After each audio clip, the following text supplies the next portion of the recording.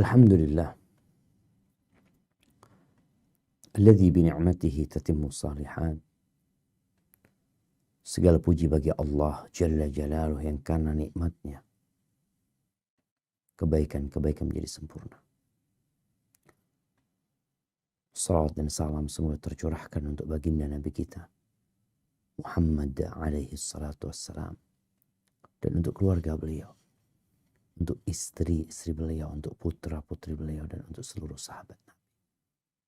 Semoga Allah meridai kita bersama mereka. Amma ba'd, ahibati fillah, kembali kita belajar, mengkaji perjalanan hidup Nabi alaihi salatu wassalam. Bagaimana pentingnya mengkaji sirah dan hidup sebagai manusia yang dianggap memiliki jasa.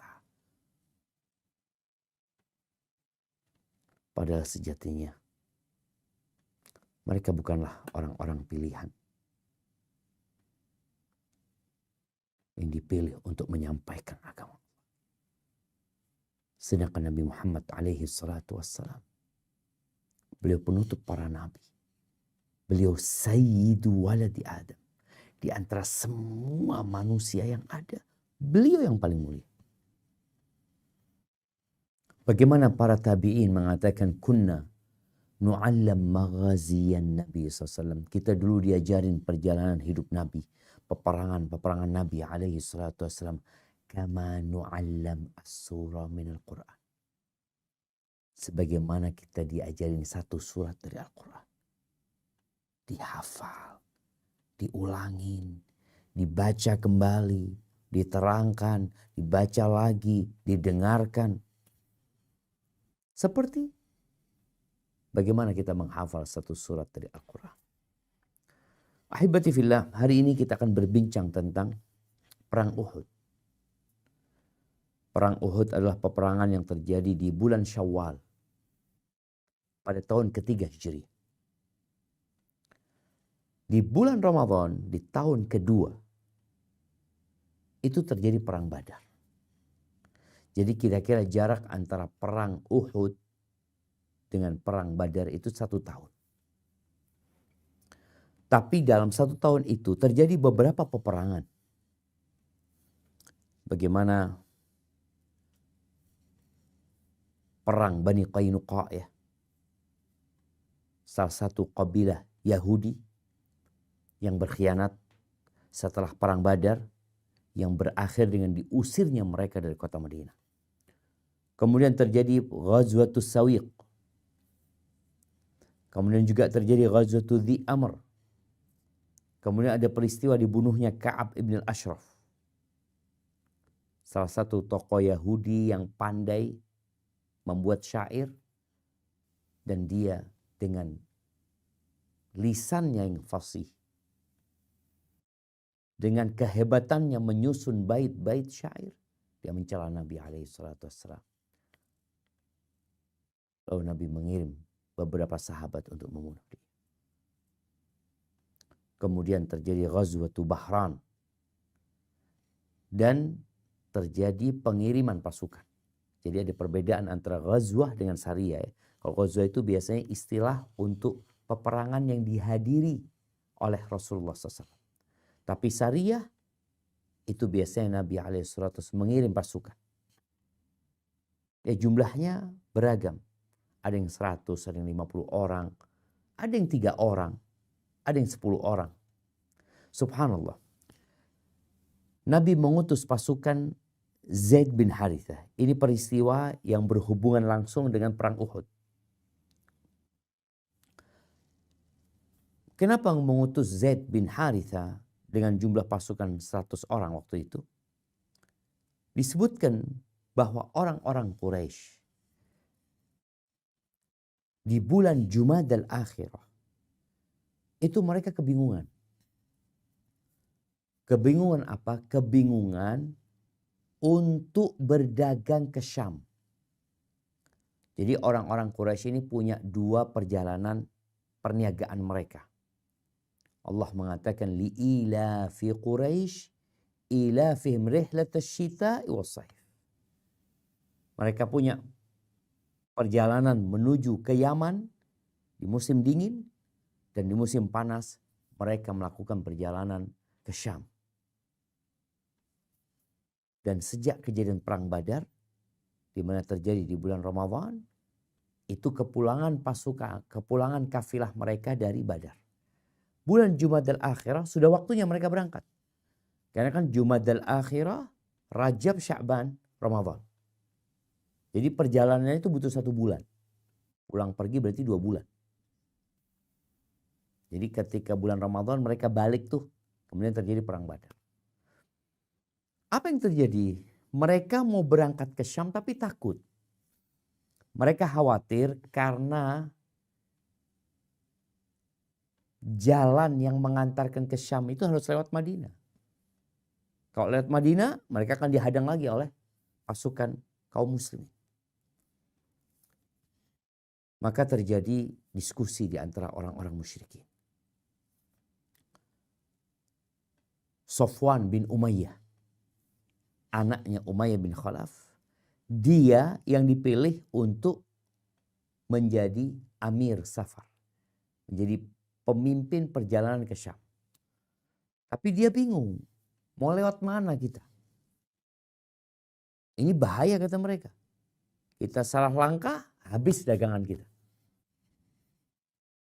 Akhirnya Safwan mengatakan, kalau kita nggak melakukan perniagaan ke Syam, maka kita akan makan dalam nih. Modal kita makan. Dan kita tahu bahwasanya hidup kita itu dari perdagangan di musim panas ke Syam, di musim dingin ke Yaman. Yaman ini sebenarnya bukan Yamannya, tapi Habasyah. Karena kita tahu Yaman berdekatan dengan Habasyah.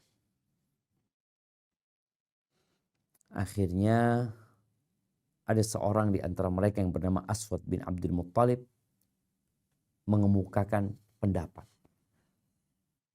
Gimana kalau engkau ambil jalan Irak? Ini jalan Irak, ini jalan yang jauh sekali untuk menuju ke Syam. Nanti lewat Madinah juga, tapi jauh lewat Madinahnya. Insya Allah aman kata dia. Walaupun susah. Maka engkau pilih salah seorang pemandu yang handal. Dipilih Furat ibn Hayyan. Sudah. Ini rahasia. Bagaimana kemudian kafilah ini dihadang oleh pasukan yang dikirim oleh Nabi Muhammad SAW dengan komando Zaid bin Harithah. Kafilah dagang itu habis ya. Direbut oleh umat Islam.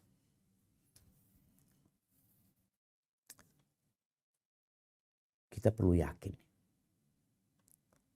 bahwasanya apabila Allah menginginkan sesuatu terjadi, Allah akan siapkan. Apa yang disiapkan? Sebab-sebabnya.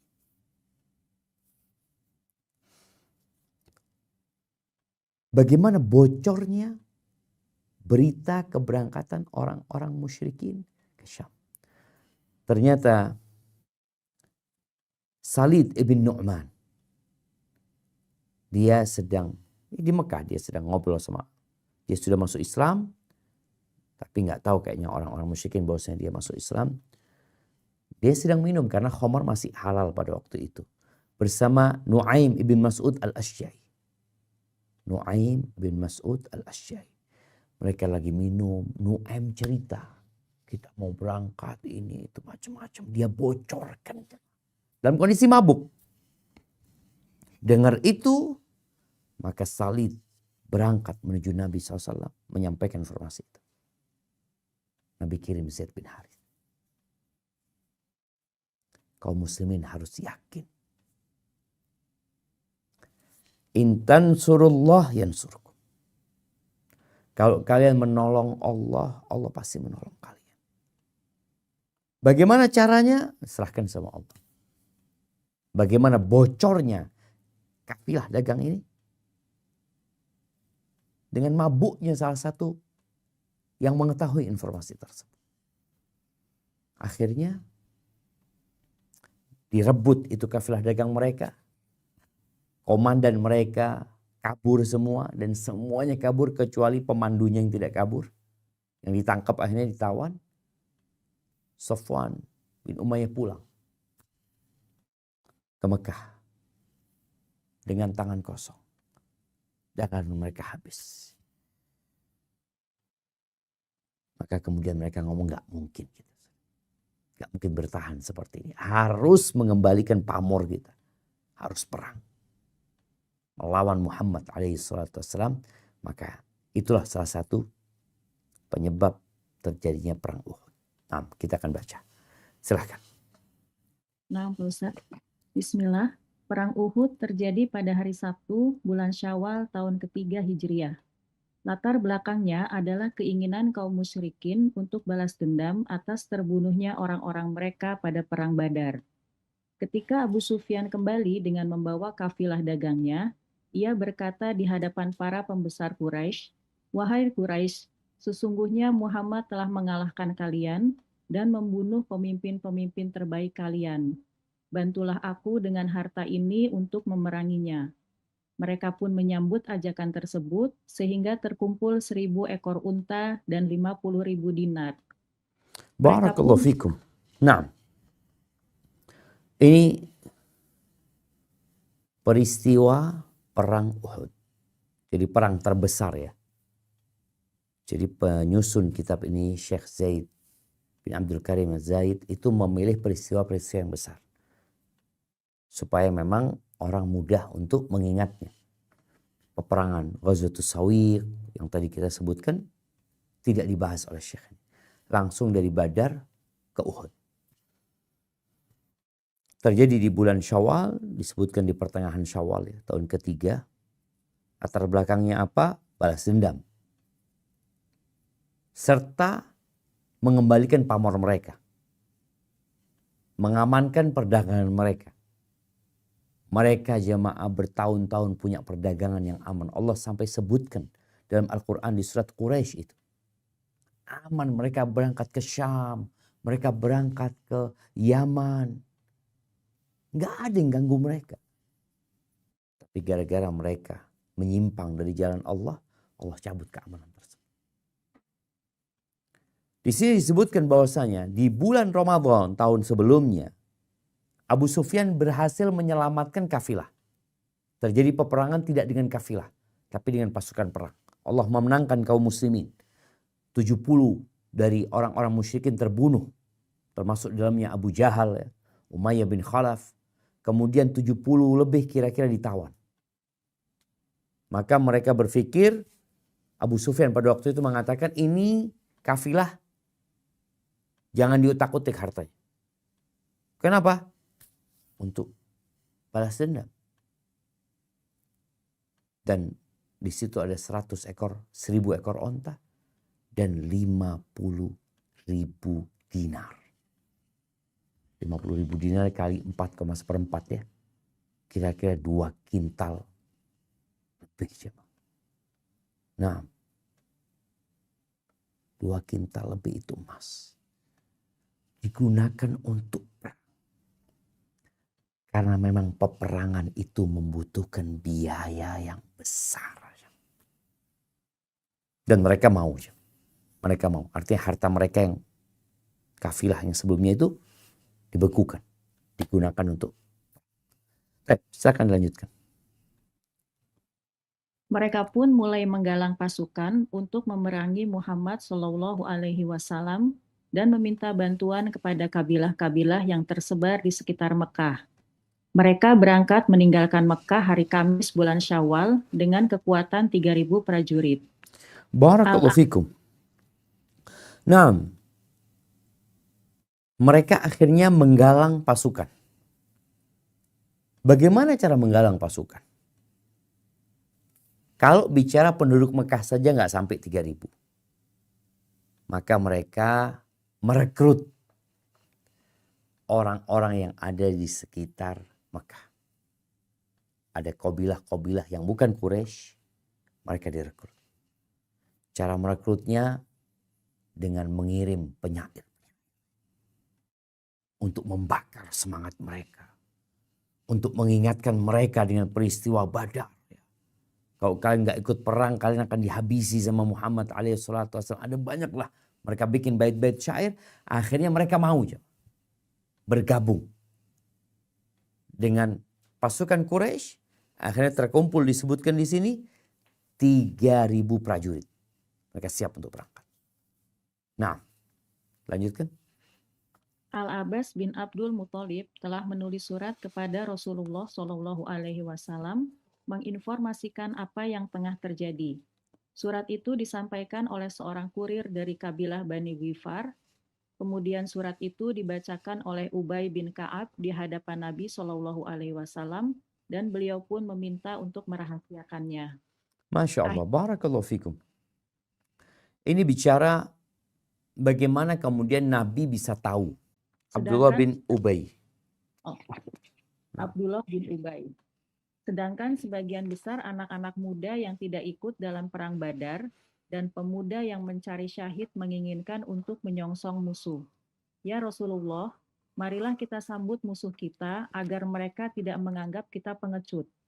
Rasulullah tidak menyukai sikap mereka yang merengek terus. Ketika mereka bersikeras dengan keinginannya itu, beliau pun mengimami mereka dalam sholat Jumat, menasehati dan memerintahkan mereka untuk serius dan bersungguh-sungguh. Mereka pun senang untuk menyongsong musuh, sementara sebagian yang lain tidak menyukainya. Kemudian Rasulullah mengimami mereka pada sholat asar, sementara mereka telah bersiap siaga. Rasulullah masuk ke dalam rumahnya. Pada saat itu datanglah 2 sahabat yang bernama Sa'ad bin Musa dan Usaid bin Hudayr. Seraya berkata, kalian telah memaksa Rasulullah. Kembalikanlah keputusannya kepada beliau. Tiba-tiba Rasulullah muncul dengan pakaian perangnya dan sebilah pedang yang terhunus dan tutup kepala baja. Mereka pun menyesal atas sikap mereka selama ini seraya berkata, kami tidak ingin menentangmu. Ambillah keputusan sesuai kehendakmu ya Rasulullah. Kemudian beliau menjawab, tidak pantas bagi seorang nabi yang telah mengenakan topi bajanya untuk melepas kembali sampai Allah memutuskan atas dirinya dengan musuhnya. Barakallahu fikum ya. Topi baja ini mungkin dirubah ya. Baju besinya sebenarnya. Baju besi. Baju perang ya. Baju perang yang dulu dari besi. Nah. Ya, kejadian itu pada hari Jumat. Nabi SAW ketika khutbah Jumat akhirnya menyampaikan kepada mereka bahwa kita akan menghadapi mereka di luar. Jadi Nabi mengalah jemaah. Di sini perlu diketahui bersama. Yang namanya musyawarah bukan harus pendapatmu yang diikuti. Walaupun kau pemimpin. Walaupun kau ketua. Rasulullah SAW saja akhirnya mengikuti pendapat yang banyak. Ketika itu para pemuda ya, mereka memilih untuk menghadapi musuh di luar. Karena mereka ingin mati syahid. Dan mereka juga tidak ingin orang-orang menganggap mereka pengecut. Akhirnya Nabi mengikuti pendapat mereka. Perempuan diselamatkan, ditaruh di benteng-benteng, mereka berangkat. Habis sholat asar ini, belum berangkat mereka masih. Datang 2 sahabat Nabi. Subhanallah, Usaid bin Hudayr ya, dan Sa'ad bin Mu'ad. Ini sepupuan ini. Salah satu tokoh dari kaum Ansor. Maka dia mengatakan kepada para sahabat, kalian itu maksa Nabi. Kalian maksa Nabi. Nabi udah jelas-jelas mengatakan lebih baik bertahan. Kalian berpikir menghadapi mereka di luar sana. Akhirnya mereka minta maaf sama Rasulullah SAW. Mereka memohon maaf. Tapi Nabi udah keluar dengan baju besinya. Bahkan ketika perang Uhud, Nabi SAW pakai baju besi double. Ini menunjukkan bahwasanya seorang itu tawakal bukan berarti dia tidak berusaha. Nabi bertawakal tapi beliau pakai baju besi cuma. Double lagi baju besi. Sallallahu alaihi wasallam. Taib. Kemudian ketika para sahabat mengembalikan keputusan kepada Nabi SAW. Mereka mengatakan, ya Rasulullah, udah apa yang kau inginkan sudah. Maksudnya kita bertahan di kota Madinah sudah seperti yang kau inginkan. Maka Rasulullah SAW mengatakan, ma yanbaghi li nabiyyin idza labisa la'matahu ayyadha'aha. Tidak pantas bagi seorang nabi yang telah mengenakan baju perangnya, baju besinya itu, untuk melepasnya kembali. Hatta yahkumullah bainahu wa baina aduwi. Sampai Allah memutuskan antara dirinya dengan musuhnya. Boleh. Maka beliau lanjut. Baik, silahkan. Lanjutkan. Kemudian berangkatlah Rasulullah Shallallahu Alaihi Wasallam dengan kekuatan kurang lebih 1.000 pasukan. Ketika mereka sampai di wilayah Sya'ud, Abdullah bin Ubay beserta 300 pengikutnya menarik diri sambil berkata, "Dia, Muhammad, telah mengikuti kemauan mereka sahabat dan mengabaikan aku. Untuk apa kita membunuh diri kita sendiri, wahai teman-teman?" Maka ia pun kembali bersama pengikutnya dari kalangan munafikin dan orang-orang yang ragu. Barakallahu fikum. Jumlah pasukan berapa? 1.000. Sampai Sya'ud nggak jauh dari Masjid Nabawi, itu nggak jauh. Karena Uhud itu kira-kira 3 kilo mungkin, dari 3 kilo, 4 kilo lah. Jadi di tengah jalan, pasukan yang 1.000 tinggal 700. Kenapa? Ini hasutan dari Abdullah bin Ubay bin Salul. Dia adalah pemimpin orang-orang munafikin. Dihasut, berpisah. Siapa yang bergabung? Orang-orang munafik juga yang sama dengan dia, atau orang-orang yang di hatinya ada penyakit, yang imannya lemah, yang hanya berpikir dunia. Jadi di antara tanda orang-orang munafik ini, kalau senang dia mau, kalau susah dia nggak mau. Maka diajak perang nggak mau mereka. Ya udah, tinggal 700. Dan sebagian sahabat yang lain, subhanallah, kepingin juga pulang seperti mereka. Alhamdulillah, Allah tetapkan mereka. Ini jamaah yang namanya qabilah. Qabilah itu punya fanatisme kepada pemimpin qabilah. Nah, silakan dilanjutkan. Di tengah perjalanan, Rasulullah Shallallahu Alaihi Wasallam melakukan inspeksi pasukan. Ternyata terdapat beberapa anak kecil yang belum memiliki kemampuan untuk berperang. Hanya semangat saja dan keinginan untuk menjadi syuhada. Rasulullah menolak keikutsertaan mereka karena masih kecil. Di antara mereka yang ditolak adalah Samurah bin Jundab dan Rafi' bin Hudaij. Usia mereka ketika itu baru 15 tahun. Kemudian dikatakan kepada beliau, "Ya Rasulullah, Rafi' itu memiliki keahlian memanah." Kemudian beliau pun mengizinkannya. Selain itu dikatakan kepada beliau, Samurah dapat mengalahkan Rafi', maka beliau pun mengizinkannya. Barakallahu fikum, subhanallah jamaah. Kita lihat ya, Nabi SAW menolak yang di bawah umur 15 tahun untuk ikut perang. Menunjukkan umur 15 tahun itu udah siap. Udah siap untuk berperang. Udah siap untuk berjuang. Dan kalau kita lihat baligh, akil itu maksimal ya 15 tahun sudah. Kalau tanda-tandanya sebelum itu sudah, ya berarti dia sudah akil atau dia sudah baligh. Kemarin Anda bertemu dengan seorang profesor, dia menceritakan, Ustadz, ada sebuah penelitian yang mengatakan ke depan nih, anak-anak itu cepat baligh, tapi akilnya terlambat. Kemungkinan umur 8 tahun sudah baligh, tapi akalnya belum jangkep, belum genap akalnya. Makanya kadang-kala umur 25 tahun belum berakal dia ini. Artinya akal yang menyebabkan dia tahu dengan halal haram, akal yang menyebabkan dia jadi bijak. Seharusnya umur 15 tahun udah dapat itu. Makanya orang dulu umur 15 tahun udah bekerja, udah sukses. Sekarang sampai umur 24 tahun kadang-kala masih belum ada akalnya. Balik, iya udah balik. Oh dia udah kuliah, iya belum tentu akalnya ada. Ada keterlambatan di akal seseorang. Memahami mana yang bermanfaat dan mana yang tidak bermanfaat. Mana yang baik dan mana yang buruk. Kadang-kala buat dia semua sama. Ini para sahabat Nabi 15 tahun tuh. ketika sudah selesai, diinspeksi, diatur mana yang boleh berangkat, mana yang nggak boleh berangkat. Mereka ingin mati syahid sudah jemaah. Dikasih tahu bahwasanya Rafi' bin Khadij itu termasuk yang ahli mana? Berarti kan kita nggak butuh kekuatan fisiknya. Mungkin dia masih kecil ya. Secara fisik dia kecil tapi akalnya udah main. Dan dia ahli dalam memanah. Maka diperbolehkan. Ketika Rafi' bin Khadij dibolehkan, Samurah bin Jundab ini. Ya Allah, mereka anak-anak yang di bawah 15 tahun itu. Tapi sudah berakal jemaah. Sekarang kadang-kala umurnya sudah 50 tahun masih sibuk main game. Ada yang seperti itu. Iya sebagian ya, ada akalnya nggak lengkap.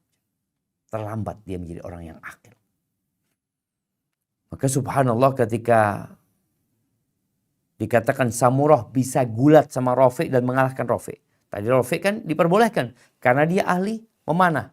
Dan memanah itu alat jarak jauh gitu loh untuk menyerang musuh. Maka Samurah nggak terima.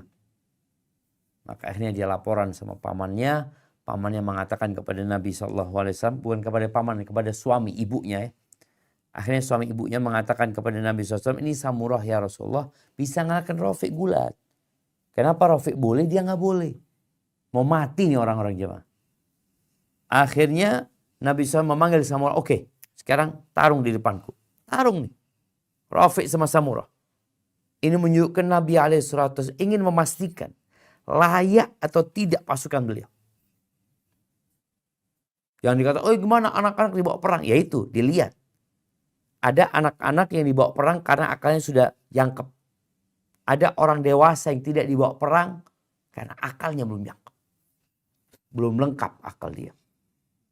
Akhirnya Nabi melihat Samurah bisa mengalahkan Rafi' dalam gulat, diperbolehkan. Semangat Samurah jemaah bisa ikut perang. Masya Allah, barakallahu fiik. Nah, dilanjutkan. Rasulullah Shallallahu Alaihi Wasallam pun melanjutkan perjalanannya seraya berkata, siapakah orang yang dapat mengantarkan kami ke pihak musuh lebih dekat lagi? Abu Haitsamah berkata, saya ya Rasulullah. Kemudian ia pun mengajak Nabi melintasi bukit Bani Harithah dan perkebunan mereka. Ketika melintasi kebun milik Murabba' bin Qais, seorang munafik yang buta matanya, ketika ia mendengar Nabi dan sahabatnya akan melintasi kebunnya, ia pun melemparkan segenggam tanah ke arah para sahabat sambil berkata, jika kamu adalah Rasulullah, aku tidak halalkan masuk ke kebunku. Sahabat pun mengepung untuk membunuhnya.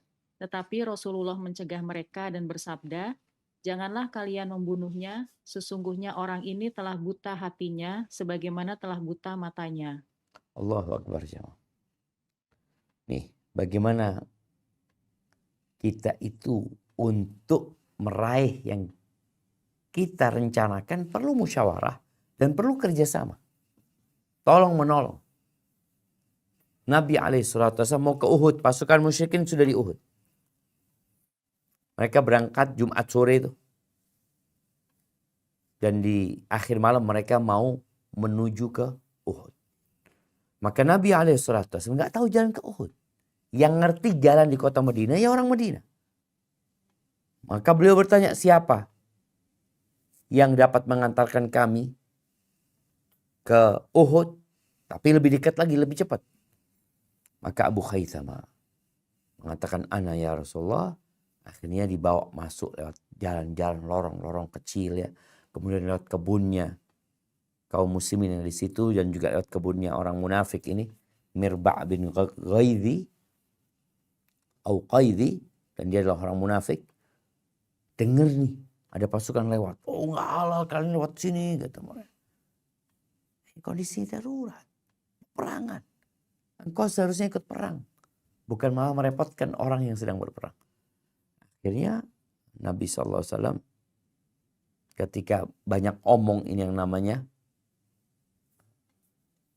subhanallah, Al-Mirba' bin Qaidhi ini sampai mau dibunuh sama sahabat. Tapi Nabi mengatakan, jangan dibunuh dia, kata dia.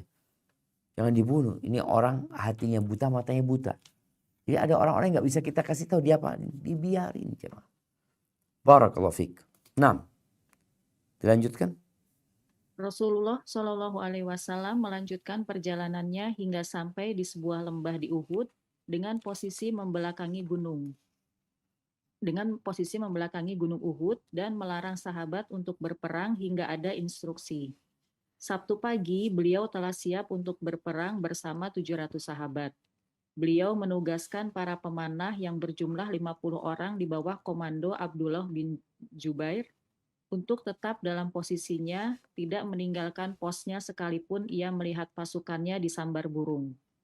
Posisi para pemanah ini berada di belakang pasukan utama, dan Rasulullah memerintahkan mereka mengusir kaum musyrikin dengan hujan panah agar tidak menyerang kaum muslimin dari arah belakang. Masya Allah. Taib. Menyusun strategi.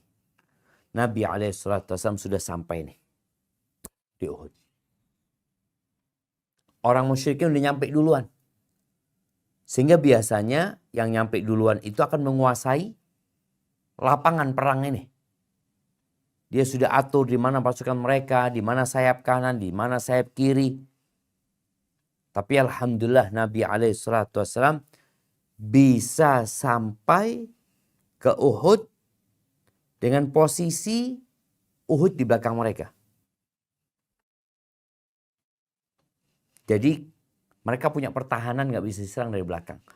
Kemudian Nabi SAW memerintahkan kepada pasukan itu, khususnya pasukan pemanah, ada 50 orang disuruh bertahan di namanya Jabal Ainain. Bukan Jabal Uhud, tapi Jabal Ainain itu bukit kecil yang di depannya Uhud. Karena ini lokasi yang strategis untuk menyerang umat Islam dari belakang. Maka diperintahkan mereka untuk memanahin pasukan berkuda orang-orang musyrikin dan orang-orang musyrikin sendiri. Pada waktu itu dari 3.000 pasukan ada 200 yang berkuda. Di bawah pimpinan Khalid bin Walid dan satu di bawah pimpinan Ikrimah bin Abu Jahal. Mereka selalu berusaha untuk menyerang, tapi mereka mundur. Karena dipanahin oleh kaum muslimin pada waktu itu. Nah, lanjut. Rasulullah Shallallahu Alaihi Wasallam tampil dengan 2 baju perangnya, sementara kaum musyrikin tengah menyiapkan pasukannya. Mereka memiliki pasukan kavaleri 200 ekor kuda dengan sayap kanannya dipimpin oleh Khalid bin Walid dan sayap kirinya dipimpin oleh Ikrimah bin Abu Jahal. Perang diawali dengan... Ada yang kurang nih berarti ya. Nah, ditambahkan. Afwan.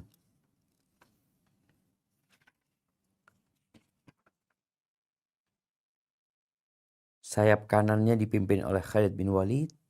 Sayap kirinya dipimpin oleh Ikrimah bin Abu Jahal. Ada pasukan infanteri ya namanya. Pasukan yang jalan kaki. Sedangkan pejalan kaki wa alal musyati, ya, para pejalan kaki atau pasukan yang berjalan kaki itu di bawah pimpinan Safwan ibn Umayyah. Nah, lanjutkan.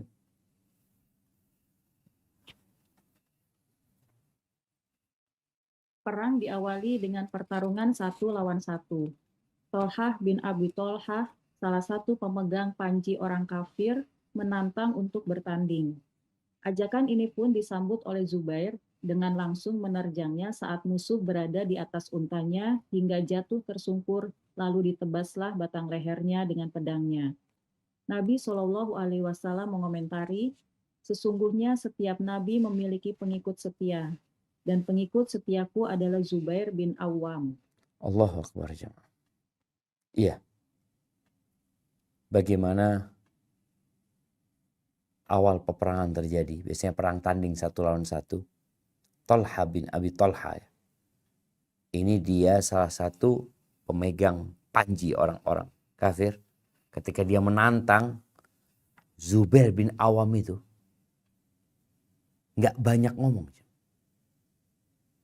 Bagaimana Zubair lari, loncat ke ontanya.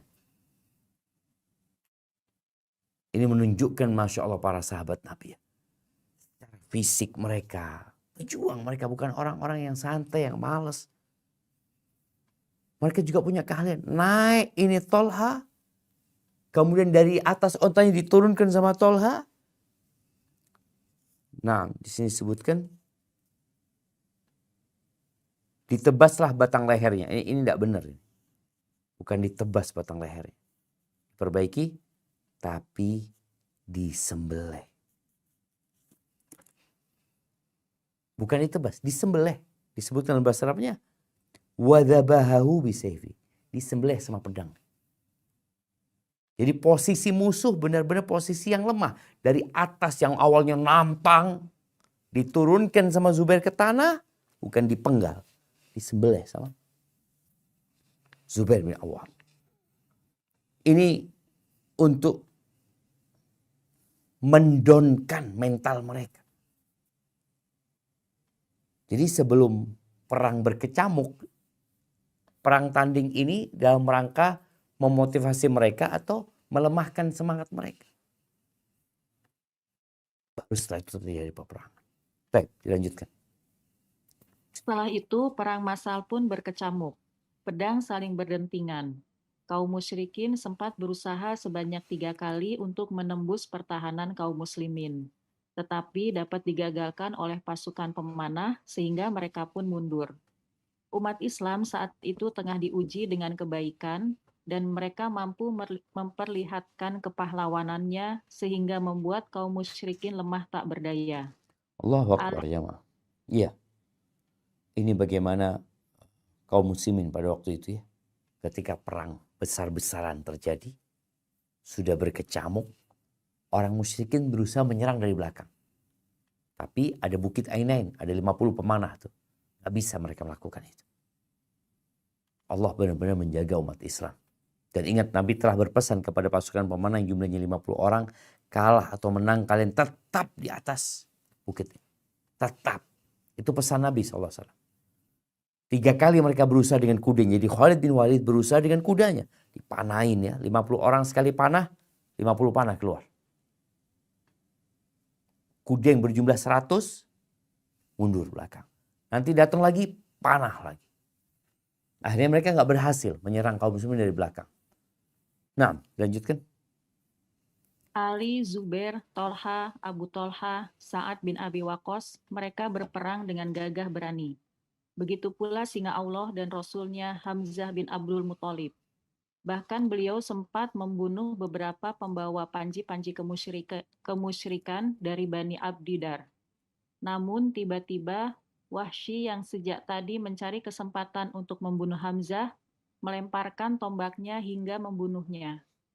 Wahsy menceritakan peristiwa tersebut sebagaimana yang terdapat dalam Sahih Al-Bukhari. Sesungguhnya Hamzah telah membunuh Tu'aimah pada perang Badar.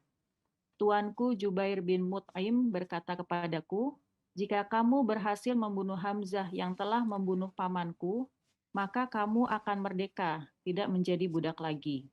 Ketika orang-orang keluar menuju Uhud untuk berperang, aku pun ikut bersama mereka. Tatkala pasukan sudah saling berhadapan, tampillah Siba seraya berkata, adakah di antara kalian yang berani melakukan perang tanding? Maka tampillah Hamzah menghadapinya seraya berkata, hai Siba, anak induk singa yang putus ekornya, apakah kamu menantang Allah dan Rasulnya? Maka Hamzah pun mampu membunuhnya. Barakallahu fikum. Afwan, sebelum. Subhanallah ya. Ini ucapan Hamzah menghadapi Siba ya. Hamzah memanggil ya Siba. Anak induk singa. Enggak, ini bukan anak induk singa. Kalau anaknya induk singa, sebuah kehormatan kalau dia disebut anaknya. Jadi dia anak Ummi Anmar. Anak Ummu Anmar. Muqatti'atil budur, tukang sunat perempuan. Ini tukang sunat perempuan. Bukan putus ekornya, tapi tukang sunatnya para wanita. Jadi wanita dulu disunat gitu. Ini disebutkan dia ibunya itu tukang sunat perempuan. Nah, maka kemudian Maka tampilah Hamzah menghadapinya seraya berkata, "Hai Siba, anak Ummu Umar, tukang sunat Ummu perempuan." Anmar ya. Ummu Ummu Ammar, Anmar. Ummu Anmar, Ya. tukang sunat perempuan, apakah kamu menantang Allah dan Rasul-Nya? Maka Hamzah pun mampu membunuhnya. Aku pun menyelinap di balik batu untuk mendekati Hamzah, dan kemudian aku pun melemparkan tombakku ke arahnya. Setelah peristiwa tersebut, Wahsy masuk Baik, Islam. ada lanjutannya. Untuk mendekati, kemudian aku pun melemparkan tombakku ke arahnya. Fi sannatihi, ke arahnya, kemudian mengenai yang di bawah perutnya sampai tembus ke belakang. Iya. Sampai tembus ke belakang. Fa'adhawa qala fakana dzalikal ahdu bi. Itu terakhir yang dilihat oleh Wahsy. Dia melemparkan tombaknya ke Hamzah. Jadi bukan sedang perang sama Hamzah. Hamzah sedang berperang dengan yang lainnya. Si Wahsy ini memang cari posisi. Kemudian dia lemparkan sampai tembus jemaah ke belakangnya dia. Itu yang menyebabkan Hamzah meninggal dunia radhiyallahu taala. Baik. Dilanjutkan. Setelah peristiwa tersebut, Wahsy masuk Islam dan ikut dalam perang Yamamah dan berhasil membunuh Musailamah al-Kadzab dengan tombak yang sama. Masya Allah jemaah. Ya, dia membunuh Hamzah tapi kemudian dia masuk Islam. Islam ini agama rahmat lil alamin. Rahmatan lil alamin. Bagaimana yang membunuh paman Nabi SAW. Nanti selesai perang Uhud, Nabi itu sedih banget ya, dengan terbunuhnya Hamzah. Tapi kemudian masuk Islam Wahsy. Diterima. Nabi bertanya kepada Wahsy, bagaimana engkau membunuh Hamzah?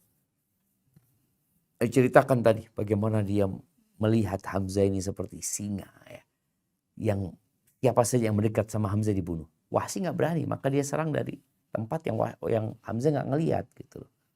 Akhirnya Nabi SAW meminta kepada Wahsy, kalau bisa engkau jangan tampakkan wajahmu kepada aku. Bukan Nabi tidak menerima Hamzah ya, tidak. Tapi supaya Nabi nggak trauma. Jadi kalau ngelihat Wahsy jadi ingat Hamzah. Jadi ingat Hamzah. Supaya kesedihan itu hilang. Wahsy kalau hadir di majelisnya Rasulullah SAW, biasanya dia cari tempat yang nggak kelihatan sama Rasulullah SAW. Seperti itu. Dan Allah berikan kemuliaan kepada Wahsy. Dia dapat membunuh Musailamah al-Kadzab ya, yang mengaku sebagai nabi, dan ketika itu para sahabat banyak yang meninggal. Maka Allah memperkenankan Wahsy untuk membunuh Musailamah al-Kadzab, dan semoga itu menjadi pahala yang besar buat Wahsy atas apa yang dia perjuangkan. Nah, Malaikat juga ikut dalam perang Uhud ini. Dari Abu Sa'ad bin Abu Waqqas radhiyallahu anhu berkata, aku melihat Rasulullah Shallallahu alaihi wasallam dalam perang Uhud dikawal oleh 2 orang berpakaian putih berperang dengan gagah berani yang belum pernah aku melihat sebelumnya maupun sesudahnya. Ibnu Hajar mengomentari hadis di atas bahwa kedua orang yang mengawal beliau adalah Jibril dan Mikail. Kemudian Allah pun memberikan kemenangan kepada kaum mukminin. Mereka menghalau kaum musyrikin dengan pedang sehingga mengakibatkan kekalahan fatal bagi kaum musyrikin. Mereka lari tunggang langgang, sementara kaum perempuannya meneriakan kesialan dan sumpah serapah. Kaum muslimin terus mendesak mereka dan berhasil mengumpulkan ghanimah atau rampasan perang yang sangat banyak. Sementara itu, pasukan pemanah melupakan pesan Nabi Shallallahu alaihi wasallam untuk tidak meninggalkan posisinya. Mereka berkata, "Ayo kita kumpulkan ghanimah. Teman-teman kita telah menang. Apa yang kalian tunggu lagi?" Abdullah bin Jubair berkata, "Apakah kalian lupa apa yang dipesankan Rasulullah kepada kalian?" Khalid bin Walid yang melihat pos pemanah telah ditinggalkan, Maka ia pun membawa pasukan berkudanya yang diikuti oleh Ikrimah dan berhasil menempati pos tersebut setelah membunuh Abdullah bin Jubair dan beberapa temannya. Dari Aisyah radhiyallahu anha berkata, dalam perang Uhud, kaum musyrikin dapat dikalahkan. Tiba-tiba iblis laknatullah alaih berteriak, "Hai hamba-hamba Allah, kalian menang." Kemudian kaum musyrikin yang sebagian sudah lari meninggalkan medan perang, balik kembali dan bergabung. Baik, barakallahu fiik. Nah, ini disebutkan iblis berteriak, hai hamba Allah, kalian menang. Bukan kalian menang. Ukhrakum disebutkan belakang kalian. Yakni serang belakang kalian. Serang belakang kalian. Kemudian kaum musyrikin yang sebagian sudah meninggalkan medan perang balik kembali. Iya, balik kembali dan bergabung dengan yang bagian belakang. Baik, ahibati fillah. Malaikat hadir dalam peperangan itu. Sebagian bertanya, kenapa kok nggak Allah matikan aja orang musyrikin yang 3.000 dengan satu sayap Jibril? Allah ingin kemenangan itu seperti kemenangan biasa. Agar manusia berjuang gitu. Maka dibiarkan sahabat berjuang. Dan Nabi SAW dijaga. Walaupun beliau juga terluka nanti di perang Uhud. Ya, gigi beliau patah. SAW. Umat Islam di awal peperangan menang. Mereka berhasil menembus pasukan musyrikin. Sampai dalam beberapa riwayat Abu Dujanah yang pegang pedang Nabi SAW. Itu dia bawa pedang Nabi SAW. Sampai menembus akhir musyrikin. Ketika satu orang mau dipenggal diangkat. Ditanya sama Zubair bin Awam. Karena Zubair pada waktu itu berharap pedang itu buat dia gitu. Tapi ternyata diberikan kepada Abu Dujanah Al-Ansari. Kata Abu Dujanah, ketika aku hendak menebas orang tersebut, dia teriak-teriak. Ternyata dia seorang wanita. Maka aku menghormatin pedang Nabi SAW dari darah wanita. Allah berikan kemenangan sampai tunggang langgang lari orang musyrikin. Apa yang terjadi? Khalid bin Walid ketika melihat umat Islam yang awalnya berjaga di bukit ini ribut ya. Sehingga disebutkan beberapa riwayat 35 orang turun. Tinggal 15 orang. Sehingga 15 orang untuk menghalau 1.000 pasukan nggak bisa.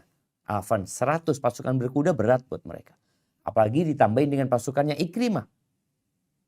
Jadi 200 orang. Akhirnya Khalid bin Walid naik ke bukit Jabal Ainain. Dibunuh sahabat yang ada di atas. Komandannya dibunuh. Kemudian turun dari bukit itu menyerang umat Islam dari belakang. Ketika menyerang Islam dari belakang nih orang kan lagi lari orang musyrik nih. Mereka dapat seruan iblis ya Allah. Iblis ini hadir terus ya. Ketika perang Badar dia hadir. Uhud dia hadir. Teriak iblis, belakang kalian, belakang kalian. Ketika mereka lagi lari, melihat belakang, loh umat Islam lagi diserang dari belakang oleh Khalid bin Walid. Akhirnya yang awalnya kabur jadi berbalik arah. Maka umat Islam berada di posisi kejepit ya. Diserang dari belakang, diserang dari depan. Mereka sedang mengumpulkan harta rampasan perang. Sedang bungkuk-bungkuk ngambil, diserang. Jauh pasukan umat Islam. Nah, lanjut. Dari Al-Bara' berkata, hari itu kami menghadapi kaum musyrikin dan Nabi SAW telah mengatur pasukan pemanah dan menunjuk Abdullah bin Jubair sebagai komandannya.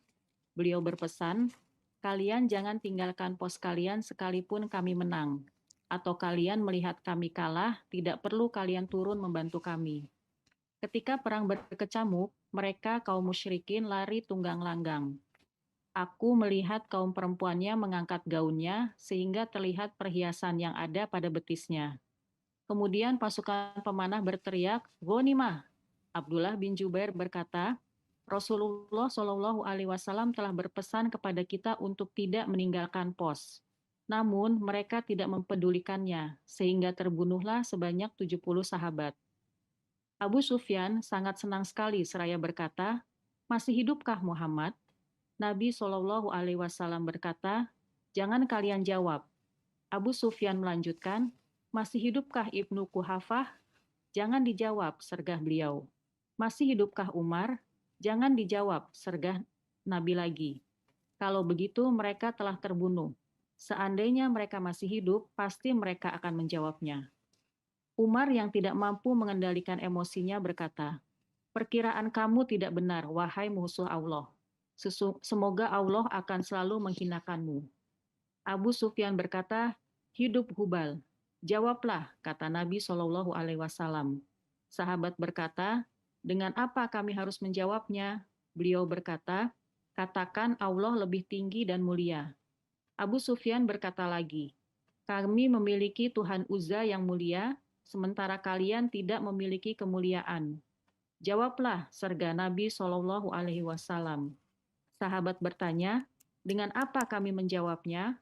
Katakan, Allah penolong kami, sementara kalian tidak memiliki penolong.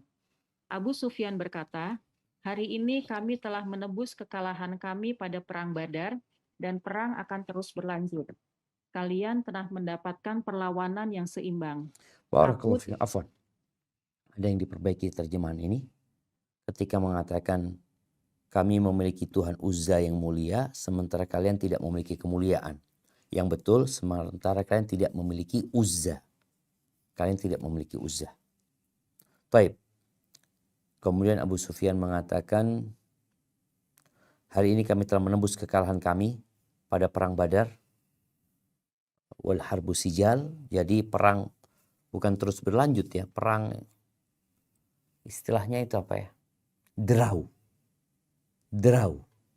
Satu-satu. Dan perang ini jadi satu-satu. Kemarin kalian menang, sekarang kalian kalah. Jadi satu-satu. Kalian telah mendapatkan, kalian akan mendapati, bukan telah mendapati ya. Tolong diperbaiki. Kalian akan mendapati mutilasi. Muslah ini, enggak tahu ya bahasa Indonesia yang betul, apa mutilasi ya. Jadi orang musyrikin itu merusak jenazah para sahabat, dipotong hidungnya, telinganya dipotong ya, kepala, perutnya dibelah sama mereka. Pokoknya muslah itu akan didapatkan, akan mendapati tadi perusakan jenazah ya. Perusakan jenazah. Maka kata Abu Sufyan, bentar.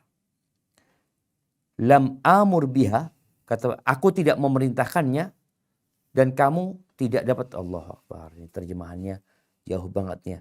Aku tidak memerintahkannya walam tasukni, dan itu tidak membuat aku tidak menyukainya juga.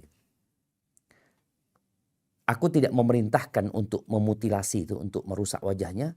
Aku tidak memerintahkan hal itu, tapi hal itu terjadi, aku juga bukan benci gitu loh. Aku juga meridhoinya gitu, tapi aku tidak nyuruh.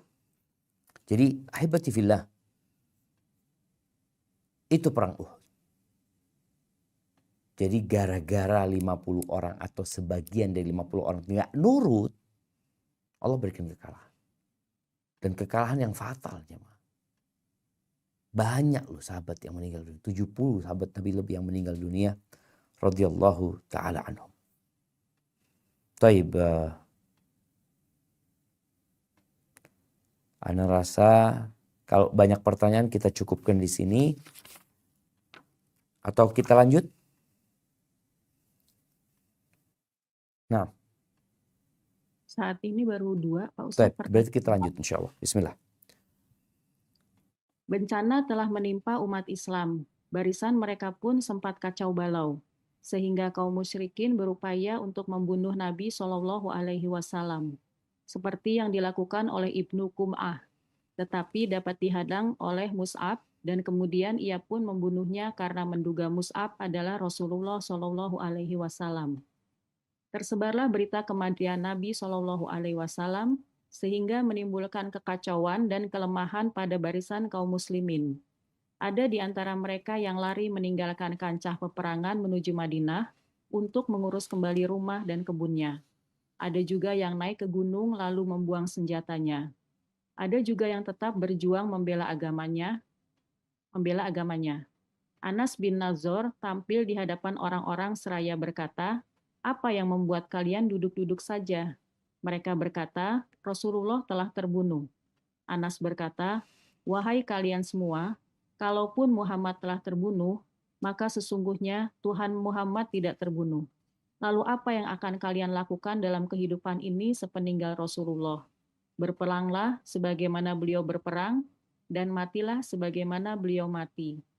Lalu Anas berdoa, "Ya Allah, aku mohon ampunan kepadamu dari apa yang mereka kaum muslimin katakan, dan aku melepas diri dari apa yang dibawa oleh mereka kaum musyrikin."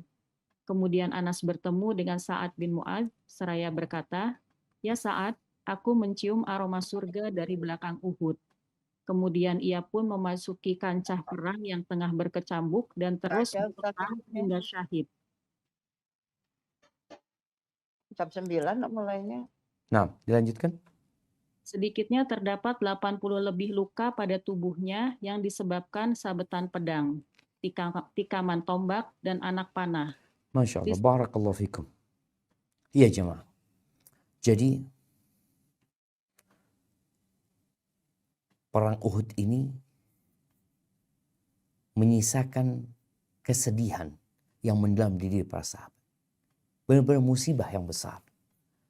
Bagaimana posisi Rasulullah SAW disebutkan beliau hendak dibunuh sama Ibn Qami'ah ya.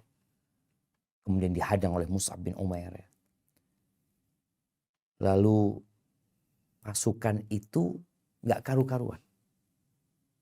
Ada yang lari ke dalam kota Madinah. Udah gak balik mereka sudah.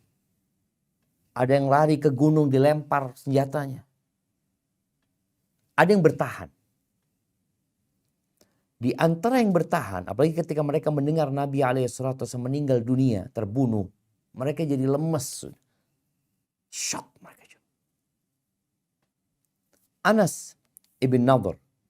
Anas bin Nadhr ini pamannya Anas bin Malik radhiyallahu taala anhu. Anas bin Nadhr ini ketika perang Badar dia nggak ikut. Dia yang sempat mengatakan kepada Nabi SAW, "Ya Rasulullah, aku minta maaf karena aku nggak bisa mendampingimu ketika perang Badar ya. Insya Allah kalau Allah hadirkan aku di salah satu peperangan, Allah akan lihat apa yang aku kerjakan." Ini adalah Quran Anas ibn Nadhr. Dia terus berjuang dan sampai mati. Ketika dia lewat ya sama Sa'ad bin Mu'adz, dia mengatakan, "Ya Sa'ad, aku mencium aroma Uhud ini, aroma surga di bawah Uhud, bukan di belakang Uhud, tapi di bawah Uhud." Akhirnya Anas bin Nadhr ini masuk ke medan perang, dia berperang sendirian jemaah sampai mati. Bagaimana ketika dia perang sendirian menghadapi pasukan musyrikin yang 3.000 tadi? Dia akan diserang dari belakang, dari kanan, dari kiri, dia hadapin semuanya. Sampai ketika mati, Anas bin Nadhr ini tidak dikenali. Gak dikenali, siapa ini? Jenazahnya siapa? Kecuali adiknya yang tahu. Karena di jari-jarinya itu ada tanda. Itu adalah saudaranya dia. Barakallahu fikum. Nah, Di sekitar Rasulullah terdapat beberapa sahabat muhajirin dan ansor yang menjadikan dirinya sebagai tameng untuk melindunginya. Mereka benar-benar gigih dalam berjuang, hingga Rasulullah berada di atas batu yang berada di atas gunung Uhud. Beliau mengalami luka yang cukup serius. Giginya patah, bibir bawahnya dan keningnya robek, 2 mata besi masuk melukai pipi beliau yang kemudian dicabut oleh Abu Ubaidah bin Jarrah dengan giginya, hingga copot karena sangat dalamnya besi tersebut menancap pada wajah beliau Shallallahu Alaihi Wasallam. hingga Ketika copot, apanya yang copot? giginya Iya. Abu Ubaidah, Nah, jadi yang copot itu gigi depannya, 2 gigi depannya Abu Ubaidah Amir bin Jarrah. Nah, ya. ketika kekalahan melanda disebabkan sikap membangkangnya para pemanah terhadap perintah Rasulullah Shallallahu Alaihi Wasallam, banyak sahabat yang terbunuh yang kemudian dimutilasi oleh kaum musyrikin dengan cara memotong hidung dan telinga para syuhada, serta membelah perut mereka dengan penuh kedengkian dan dendam kesumat. Sedikitnya 70 sahabat yang menjadi syuhada dan kebanyakan mereka adalah dari kalangan Ansor. Rasulullah memerintahkan untuk mengubur mereka pada lokasi mereka terbunuh. Dari Jabir bin Abdullah bahwa Rasulullah Shallallahu Alaihi Wasallam menghimpun 2 orang syuhada dalam satu baju atau kafan. Kemudian beliau berkata, siapa yang paling banyak hafalan Qur'annya? Apabila sahabat menunjuk salah satunya, Rasulullah memasukkannya lebih dahulu ke liang lahat seraya berkata, aku menjadi saksi mereka kelak pada hari kiamat. Barakallahu fikum. Nah, Pada jamaah. Iya. Pada perang tersebut, banyak kaum muslimin yang mengalami luka. Kemudian Rasulullah kembali ke Madinah setelah mengubur para syuhada dan mengusir kaum musyrikin hingga Hamroh Asad untuk menunjukkan kekuatan umat Islam dan bahwa mereka tidak terpengaruh dengan apa yang terjadi. Barakallahu fikum. Iya. Ahibati fillah. Rasulullah SAW bersedih sekali. Di perang Uhud ini ada kejadian satu-satunya orang yang dibunuh sama Rasulullah SAW. Ubay bin Khalaf. Jadi ketika Nabi sudah di atas gunung ya, kan beliau naik ke atas bersama sahabat-sahabat, tahu-tahu Ubay bin Khalaf datang ya. Naik kudanya, dia hendak menyerang Nabi SAW. Sebagian sahabat bertanya, ya Rasulullah kita halau dia. Kata Nabi, biarkan dia. Ketika dia sudah mendekat, Nabi SAW ambil salah satu tombaknya sahabat. Beliau berdiri, itu sahabat bertaburan. Kemudian ditusuk di lehernya Ubay bin Khalaf ini. Tapi nggak sampai masuk. Nggak sampai terluka dia. Tapi Ubay bin Khalaf teriak-teriak. Dia seperti sapi yang mati. Kata mereka. Kata orang-orang musyrikin, kok kenapa? Nggak apa-apa, kata dia. Nggak ada yang luka, kata dia. Aku dibunuh sama Muhammad. Dan betul di perjalanan dia mati. Itu orang yang paling buruk yang dibunuh oleh Nabi SAW. Di sini juga kita lihat ada yang namanya perang Hamra'ul Asad. Jadi setelah terjadi peperangan, orang-orang musyrikin kan pulang. Di tengah jalan, mereka berpikir, kenapa kita tidak habisi Muhammad SAW? Dialog yang terjadi antara Abu Sufyan kan menunjukkan bahwasanya Nabi Muhammad alaihissalatu wassalam masih hidup, kemudian Abu Bakar masih hidup, Umar masih hidup. Akhirnya Abu Sufyan dan pasukan orang musyrik ini berpikir, kita balik aja. Mumpung mereka sedang terluka.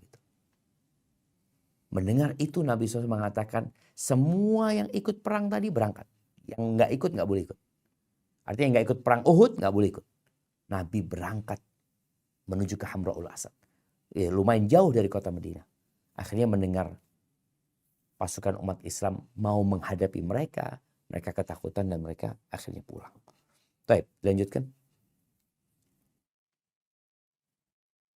Peristiwa yang dialami Rasulullah Shallallahu Alaihi Wasallam dijadikan alasan untuk memaki dan mencela oleh Abdullah bin Ubay bin Salul, kaum munafikin dan orang-orang Yahudi.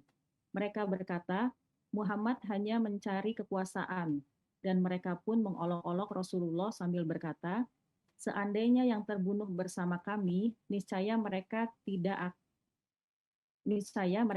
akan terbunuh. Tentang peristiwa Uhud ini, Allah menurunkan 60 ayat dalam surat Ali Imran, diawali dengan Afwan, ini ucapan seandainya yang terbunuh bersama kami. Iya, artinya tidak ikut perang ya. Ini saya mereka tidak akan terbunuh. Siap. Nah, lanjutkan tentang peristiwa Uhud ini. Tentang peristiwa Uhud ini, Allah menurunkan 60 ayat dalam surat Ali Imran, diawali dengan firman-Nya, A'udzubillahi minasyaitonirrajim. Wa idh godauta min ahlika tubawwi'ul mu'minina maqa'ida lil qital wallahu sami'un alim. Dan ingatlah ketika engkau Muhammad berangkat pada pagi hari meninggalkan keluargamu untuk mengatur orang-orang beriman pada pos-pos pertempuran. Allah Maha Mendengar, Maha Mengetahui.